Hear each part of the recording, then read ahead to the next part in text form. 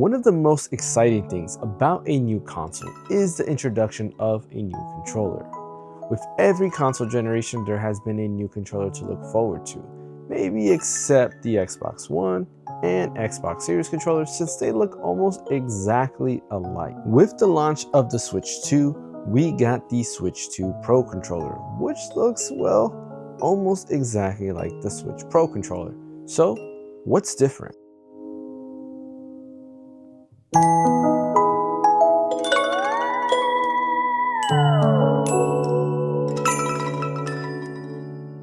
When comparing the Switch 2 Pro controller to the Switch Pro controller, you might jump to the conclusion that there is no difference. Well, at a quick glance, it may seem that way, but like with most tech, there is more than meets the eye. Let's start by talking about the outside shell of the Switch 2 Pro controller. The outside shell looks almost exactly like the Switch Pro controller, but there are some minor differences. While the Switch Pro controller has a transparent shell, the Switch 2 Pro controller does not. It has more of a matte finish that can definitely leave fingerprints. The Switch 2 Pro controller is also a tad bit smaller than the Switch Pro controller, but I don't think that is an issue at all because the overall form has changed. The handles or grips have been improved by a lot, with what looks like to be a better angle where the handles meet the body. Because of this, your fingers rest on your triggers as well as the left thumbstick and face buttons naturally. Developers have stated that they made this design by referencing the GameCube controller, which has a similar feel. Your hands just naturally rest on the triggers, left thumbstick, and face buttons. It's honestly the most comfortable and natural feeling I have felt in any controller. Speaking of handles, on the back you have the all-new GL and GR buttons. These buttons can be customized in the Switch 2 by holding the home button and going to the GL/GR menu that pops up. This menu only appears if you have the Switch 2 Pro controller connected. If the Switch 2 Pro controller is not connected, well, you're not going to see that menu appear at all. In the bottom middle of the body, you of course have the new C button, which is used for game chat. On the bottom, you have a 3.5mm headphone jack. This of course routes the audio to your headphones. It can also be used for a microphone if it's connected to that 3.5mm jack, such as earphones that have a mic built in on it. Now, the highlights of the controller is the thumbsticks. Nintendo is dubbing the brand new thumbsticks the Glide thumbsticks, and there's a reason behind that. The reason behind the term is because of how smooth they are. For the longest, my favorite controller was the Golden Kit KK3 Max controller. This controller had Hall effect sticks and a metal ring that allowed the thumbstick to feel very smooth when moving it around. The Switch 2 Pro controller does things a little bit different. The thumbsticks don't actually touch the rim on the outside of the thumbstick, but rather it actually just holds in place to very close to the edge, which gives you that smooth feeling. Shout out to FanXY because he was actually the one that noticed this and kind of let us all know during the podcast, which honestly I didn't really look at it at all, so big shout out to him for letting me know this. But yes, the thumbsticks don't go all the way to the edge, which gives you that glide feeling. This is, of course, by far my favorite feature on this controller, and I really hope other controller manufacturers learn from Nintendo. It is a really neat way to go ahead and honestly not have to worry about wear and tear in terms of the thumbsticks going bad. I remember I have the 8-Bit Do Pro controller, and every time you move the thumbsticks on that controller, because it doesn't have that metal ring, or rather it just goes ahead and touches on the plastic on the edge, there's like white plastic dust that goes everywhere.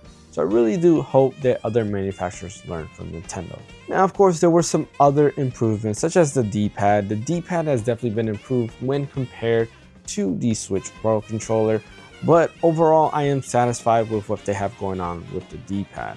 The face buttons also feel a little bit different, not by a lot, but they do feel different enough that I do notice it, and it does feel very good when pressing on the face buttons. They're not sticky at all. You get those very accurate presses, and they seem to be very timely as well, so the response rate is pretty good.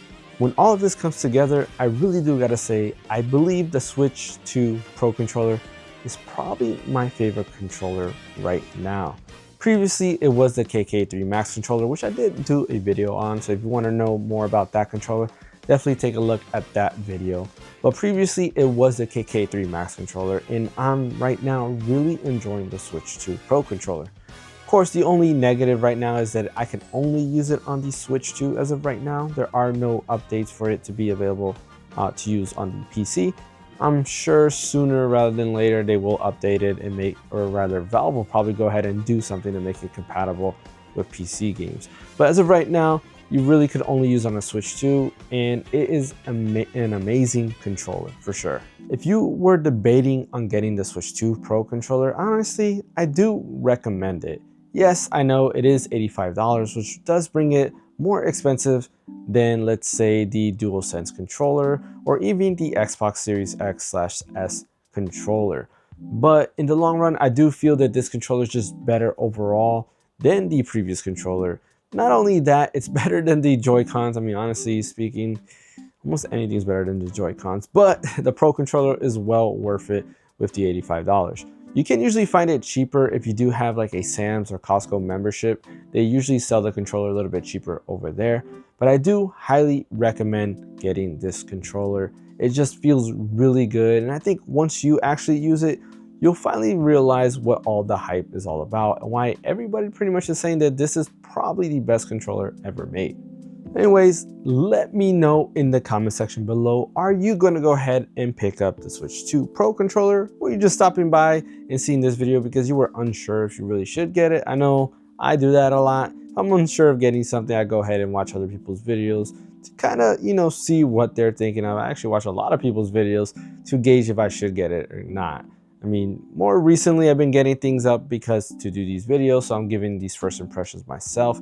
But I do highly recommend the Switch 2 Pro controller, and I think you'll be satisfied if you pick one up. Don't forget to hit that like and subscribe button. Go ahead and follow over on Twitch. I do simultaneously stream on both YouTube and Twitch every Wednesday, Thursday, and Friday. Wednesday, I have a solo stream. Right now, I am working through Echoes of Wisdom. Once I beat that, I've been debating on going ahead and jumping to Resident Evil. I'm not too sure. We'll see what happens when I finish Echoes of Wisdom. Thursday, of course, we have the podcast where we talk about anything that's happening in the gaming industry. So definitely go ahead and check us out there. And of course, Friday, we have a group stream. Lately, we've been doing a race on Super Mario 64 to see if we can beat Bryant. We'll be back again this Friday doing another stream of probably Super Mario 64. We'll wait and see. It really depends on when I put up this video. Anyway, my name is James. Thanks for watching. I'll catch you guys next time.